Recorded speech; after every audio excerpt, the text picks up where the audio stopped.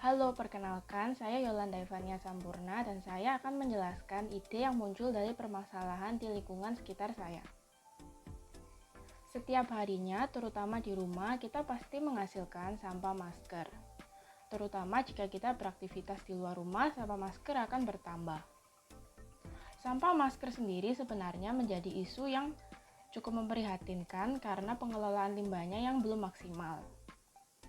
Sampah bekas masker sendiri sebenarnya masih bisa diolah menjadi beberapa produk yang bernilai. Dengan pengelolaan ini, kita turut berkontribusi dalam mengatasi isu limbah masker yang sangat menumpuk yang dikhawatirkan dapat mencemari lingkungan.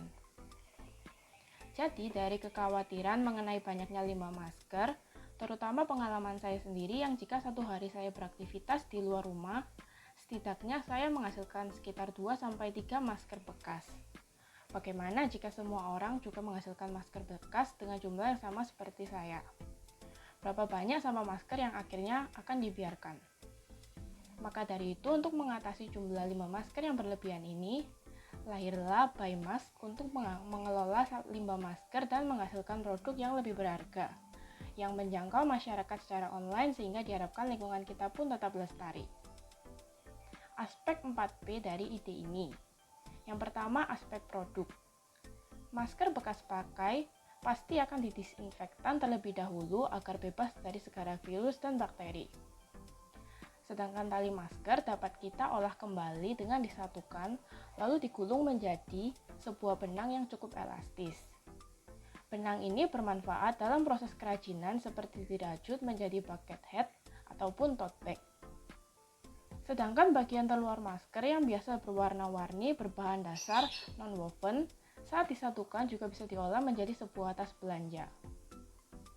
Bagian dalam masker yaitu meltbone terbuat dari lelehan polimer.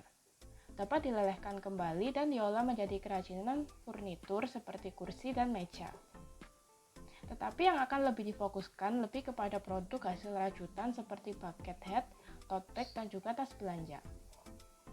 Sedangkan untuk aspek place, untuk menghasilkan berbagai produk ini kita perlu bekerja sama dengan rumah sakit, TPA, ataupun pabrik masker untuk mendapatkan masker bekas dan masker yang tidak lulus quality control.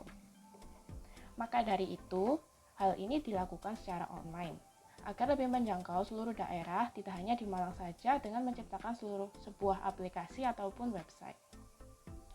Untuk aspek price, untuk harga dari produk yang dihasilkan pasti akan ditentukan setelah macam-macam produk yang dihasilkan sudah jadi. Misalnya, seseorang ingin membeli produk yang sudah jadi, kita bisa meningkatkan awareness dengan memberikan potongan harga atau free item saat seseorang tersebut menyumbangkan masker bekas miliknya. Dan aspek terakhir yaitu promotion. Dari website ataupun aplikasi yang ada bisa dijadikan media untuk menjelaskan latar belakang pengelolaan masker ini sebagai bentuk edukasi kepada masyarakat yang bisa juga dilakukan lewat kegiatan webinar dan platform media sosial agar usaha ini lebih dikenal orang banyak dan berdampak bagi orang banyak. Itulah sebuah ide yang lahir dari keprihatinan terhadap isu limbah masker yang menumpuk di lingkungan kita.